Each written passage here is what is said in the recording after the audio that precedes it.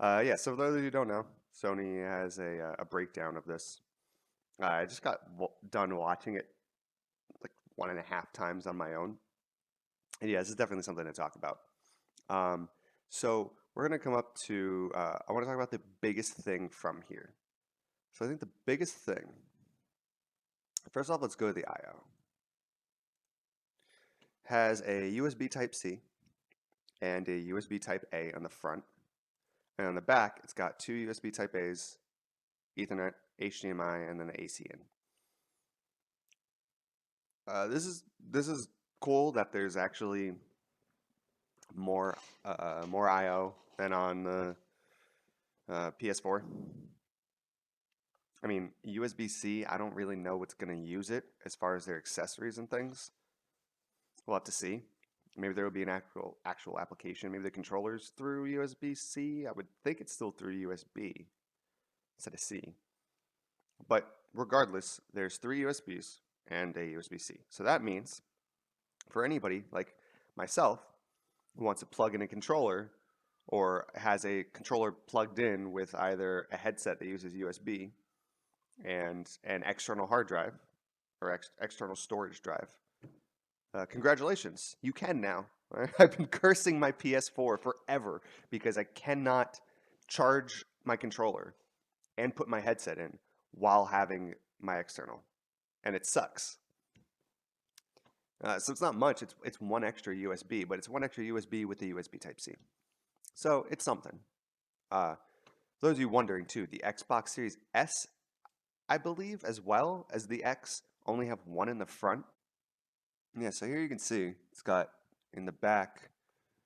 What's the? Oh, that's the storage, the storage one. So in the front, it just has the one USB, and then in the back, it has the two. It's really not much. Like an extra USB-C is not much more, you would think. But if that USB-C is going to be used for accessories or controllers or something in the future that they're planning, it's gonna eventually mean a lot. And then the Series S, I think, is the same. Actually, I did this with the Series S, and it came up.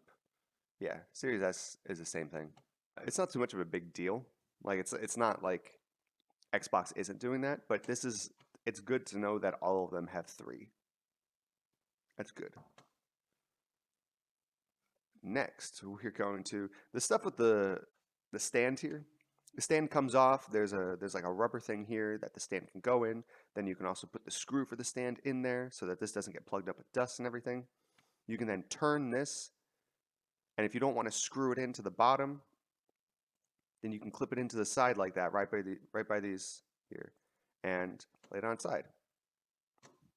Great, finally, finally, a PlayStation that is like, does this a game system that's like, does this go up? Does this go down? Does it go on its side? Does it like, how does it go? Here you go. You can stand it up or you can put it on your side, whatever you want. Yay! Users get more shit for them. Both panels come off. Fucking awesome. Awesome. What does this mean? Special editions? They might just spell such special edition plates. I hope so. At $50, I'll get myself a God of War 2 or 5 or whatever special edition plate. I don't need a whole new system. It's great. Big ass fan. This is where the cooling bit. Here, right here. These two. You guys can't see my mouse, but right where his finger is pointing, and right in the middle here, between this circle towards the bottom and then the other edge. These two are dust catchers. And he said that you can literally just put your, you can be vacuumed through the holes. Awesome. Perfect. So cleaning the system no longer needs to like really void the warranty. And if you're going to clean it after a year, which is really what that factory warranty always is just a year. So even though the factory warranty is only ever a year, you can clean your PlayStation 5 before that year. And then once that's done, you can open up the PS5 if you really want to. If the fans going, whatever. Whatever you need to open it up for. Right here. Right here. This is exactly, I have a video out that is talking about the Xbox Series X or Xbox Series S and X overall, their storage options, their storage drive, particularly that Seagate NVMe that they have. And I talked in that video, I talked about a solution that either Microsoft could have had, or I plead to Sony, hey Sony, if you're watching this, please do this for the PS5. I don't know if it was. I don't know what they had planned. They hadn't really released a lot. And I told them that they can either have essentially this external piece of hardware that you then open up to make it look like this, to then put your own NVMe in instead of what Xbox did by having the proprietary fucking $220, $230 1 terabyte NVMe's.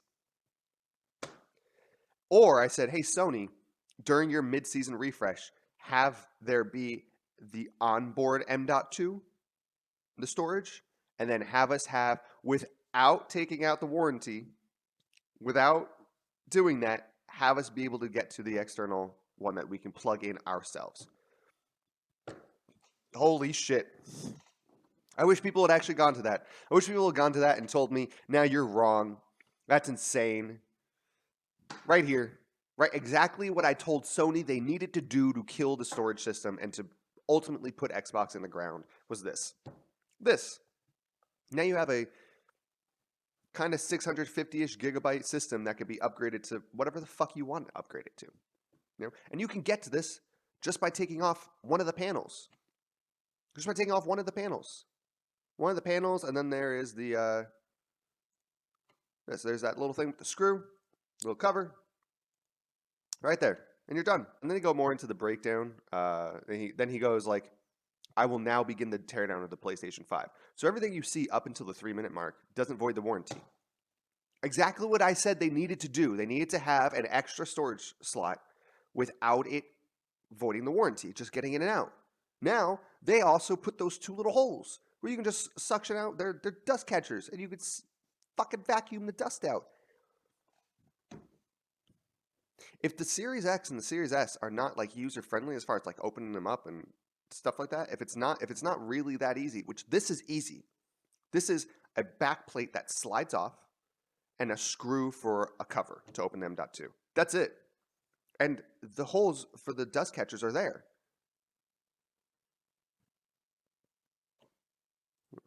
I'm giving you, I don't thumbs up a lot of shit from you, Sony, but you deserve this one. And he's taking off everything. Yeah, look at that. Look at that big boy. Nice big boy. I don't know if it's going to actually cool everything properly or not. We have no idea until we actually get it. Yeah, the disk drive, they talks about they put metal over it so it doesn't shake and isn't as noisy. Perfect. I have a PS4. Big fucking problem. Yada, yada. Here we go. They're talking about the CPU now. Ryzen 7 2. They're talking about the GPU. RDNA 2 based graphics engine. Navi 21 is the big one. This is probably closer like to Navi 22 and 23 than it is to Navi 21. Or maybe it's not. Maybe it is just, it's Navi 22, essentially. Or hey, it's Navi 23. Maybe it is just one of those instead of... Who knows? Who cares? 10.3 teraflops, doesn't matter. 2.23 gigahertz, sure, whatever. You got to see it in real world applications. There's nothing we're going to look at this and be like, it's weaker, it's slow. Who cares? Who gives a shit? Right here. 8 gigabytes. GDR6. Don't they have a maximum of, 16 gigabytes in the system memory? And here we go. Here's the storage. About damn time that it's non-removable storage onto a motherboard. Thank you, Sony. Thank you so much for letting us be able to actually put that in so that I don't have to curse you. Liquid cooling, yada yada. The heat. Let's see this thing be pulled out. Oh boy. Glorious. And it's the battery. And that's really it. The biggest takeaway is that storage option. Officially, the PS5 digital is cheaper than the Xbox Series S long term. Official. It's $100 more. You get to put your own NVMe's in. Your own. It is faster. It's a more powerful system. It's got a faster SSD, which has got a faster SSD, I believe, than the Series X anyway. So it's faster than both of them, the SSD. And that fast SSD, you now get to take advantage of as a consumer. Completely, like, free. Completely free. It's awesome. God damn. Now I really want a PS5. I don't have anything to say. Just good job, Sony. Mark Cerny. This is kind of like, I'll talk about Sony in another video. But essentially, I think Sony and AMD for this next console generation looks like a year and a half at least, have really been together and playing off each other. So I don't think the next gen systems would be having the capabilities they can have if AMD wasn't having their shit together as much as they do.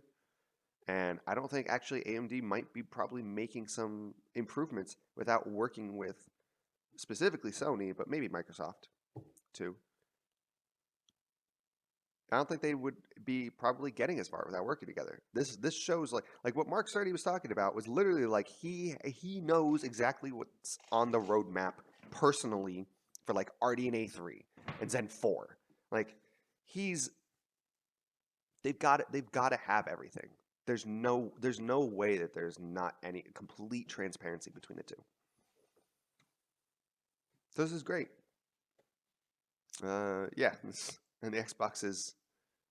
Don't get an Xbox. If you're watching this, don't get an Xbox. I tell you to get an Xbox about as much as I tell you to get a new graphics card. I'm saying don't get a new graphics card. Yeah, go Sony. Sony FTW.